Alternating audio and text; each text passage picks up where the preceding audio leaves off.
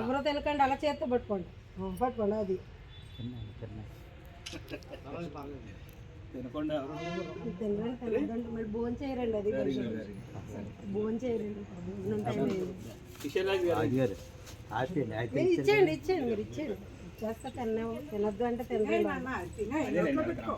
కాదండి అన్నం తినాలి.